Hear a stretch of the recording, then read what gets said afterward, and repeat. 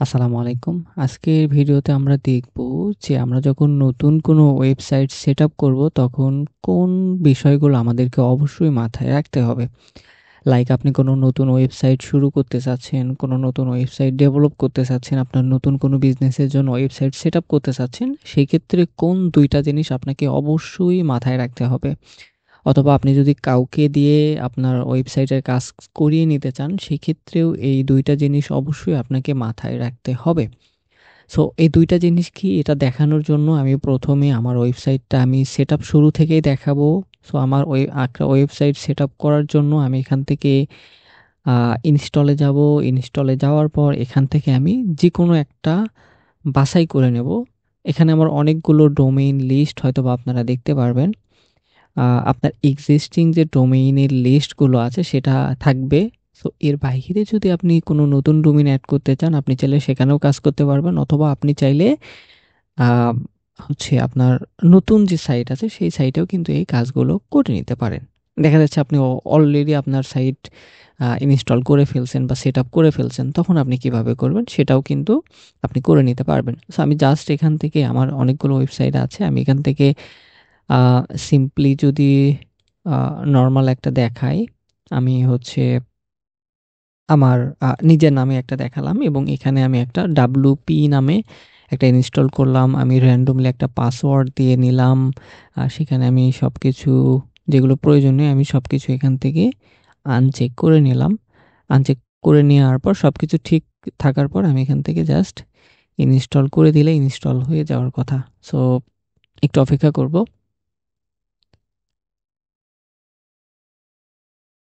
ওকে। আমাদের ওয়েবসাইটটা already install হয়ে গিয়েছে। আমি যদি ওয়েবসাইটে ভিজিট করি এরকম দেখাবে। সো এটা যখন আমাদের ওয়েবসাইট এখানে কিন্তু কিছুই নেই। এখানে কোনো আপনার কোনো ডেটা নেই। বাট এখানে যখন আপনি কাস্টমাইজ করা শুরু করবেন, এটা ডিজাইন ডেভেলপ করা শুরু করবেন, আপনার ইমেজ, কনটেন্ট থেকে সবকিছু দেয়া শুরু করবেন, তখন কিন্তু আপনার কনটেন্টটা এই ওয়েবসাইটে পুশ হওয়া শুরু করবে। সো সেই সময় যে কনটেন্টগুলো আপনি দিচ্ছেন আপনি তো একেবারেই পুরো একটা সাইট দাঁড় করাতে পারবেন না। আপনাকে আস্তে, আস্তে ধাপে, ধাপে সময় নিয়ে কাজগুলো করতে হবে। সো দেখা যাচ্ছে ১ম দিকে আপনার শুধু লোগোটা দেখাচ্ছে, আপনার সাইটটা পুরোটাই ব্রোকেন। সো আপনি যদি আপনার লিঙ্কটা কারো সাথে শেয়ার করেন অথবা কোনোভাবে কেউ যদি এটা ভিজিট করে ফেলে, কারণ আমরা কিন্তু মেক্সিমাম টাইম ডোমেইন কিনে ফেললে সেটা আমরা আমাদের সোশ্যাল মিডিয়াতে এড করে ফেলি। তো কেউ যদি ভিজিট করে সেক্ষেত্রে তারা দেখবে সাইটটা ব্রোকেন। তো তখন দেখতে খুবই খারাপ লাগবে। সো আমরা সেখানে কি করতে পারি? আমরা সেখানে এমন একটা পেজ দিয়ে রাখতে পারি যেটা দেখলে আমাদের অডিয়েন্স আমাদের উপর ট্রাস্ট করবে যে না এই সাইটটাতে কোনো কাজ হচ্ছে। And in the mean time আমাদের আরো একটা কাজ করে রাখতে হবে যাতে করে আমাদের যে কনটেন্টগুলো আমরা আপলোড করব, যে কনটেন্টগুলো আমরা ওয়েবসাইটে এড করব সেই কনটেন্টগুলো যাতে গুগলে ইনডেক্সিং না হয়। কারণ আমাদের কিন্তু এখানে অনেক ধরনের কনটেন্ট থাকবে যেগুলো আমাদেরকে একদম পরিষ্কার করে নতুন করে আমাদেরকে কনটেন্ট দিতে হবে যাতে করে আমাদের ওয়েবসাইটটা একদম ঠিক নিশ স্পেসিফিক ভাবে আমাদের কনটেন্টটা ইনডেক্সিং হয়। সো আমরা সেটাই এখন দেখব। সো সেটা করার জন্য আমরা হচ্ছে আমাদের ওয়ার্ডপ্রেসের যে ড্যাশবোর্ড আছে সেই ড্যাশবোর্ডে লগইন করব। সিম্পলি আমাদেরকে কিছুই করতে হবে না। আমরা জাস্ট একটা প্লাগইনস ইনস্টল করে নেব। আমরা যদি একটা প্লাগইনস ইনস্টল করার জন্য সবাই জানি কিভাবে করতে হবে। প্লাগইনস থেকে এড নিউ প্লাগইনস এখান থেকে আমরা লিখব আন্ডার কনস্ট্রাকশন সরি।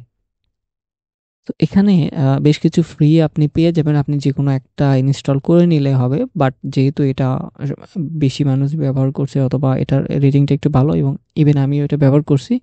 সো এটাতেই আমি দেখাচ্ছি। সো এটা জাস্ট আপনারা ইনস্টল করে অ্যাক্টিভ করে নেবেন তাহলেই হয়ে যাবে। সো কিছুক্ষণ আগে কিন্তু আমি ওয়েবসাইটটা দেখালাম। দেখতে অন্যরকম মনে হলো। এখন যদি এটা অ্যাক্টিভ করার পর আমি যদি এটা অন করে দেই তাহলে আমাদের ওয়েবসাইটের কিন্তু পুরো লুকটাই চেঞ্জ হয়ে যাবে। আমি যদি এখানে অন করি, অন করে দেওয়ার পর যদি আমি এখন আমাদের প্রাইভেট উইন্ডো থেকে ভিজিট করি তাহলে কিন্তু আমাদের সাইটটা দেখাবে sorry we are doing some work on the website. তার মানে কি এটা আমরা কোনো কাজ করছি। তো এটা কিন্তু আপনি চাইলে হচ্ছে এখন কোনো কেউ লিঙ্কে ক্লিক করলে এটা ভিজিট করে দেখতে পারবে না যে আপনি কি কাজ করছেন। যতদিন পর্যন্ত না আপনার সাইটটা ভালোভাবে কাজ হচ্ছে। সো এখন আমরা যেটা করতে পারি এখন হচ্ছে আমরা আম এখান থেকে সেটিংসে যাবো। সেটিংস থেকে আমরা এখান থেকে অন্য একটা ডিজাইন চুজ করব যেটা আমাদের মনে হয় যে একটু বেটার বা রেলেভেন্ট মনে হয় আমাদের ওয়েবসাইটের সাথে। সো এখানে এটা দেখতে মনে হচ্ছে ভালো হচ্ছে, ওয়াইন মিল। সো এটা যদি আমি দেই, এটা অলরেডি আমাদের সাইটে অ্যাড হয়ে যাওয়ার কথা। হ্যাঁ, এটা আমাদের সাইটে অলরেডি অ্যাড হয়ে গিয়েছে। এখন আপনি চাইলে এখান থেকে টেক্সট, কন্টেন্ট এগুলো কিন্তু চেঞ্জ করে দিতে পারবেন যে আপনার সাইটে কী কাজ হচ্ছে, অথবা বাংলা হোক, ইংরেজি হোক, আপনি যেটা ইচ্ছা সেটা কিন্তু এখান থেকে অ্যাড করে নিতে পারবেন। এখন আমরা দেখব সেকেন্ড যে কাজটা, এটা হচ্ছে আমরা সার্চ ইঞ্জিন থেকে কিভাবে এটা ডিসকারেজ করে রাখবো।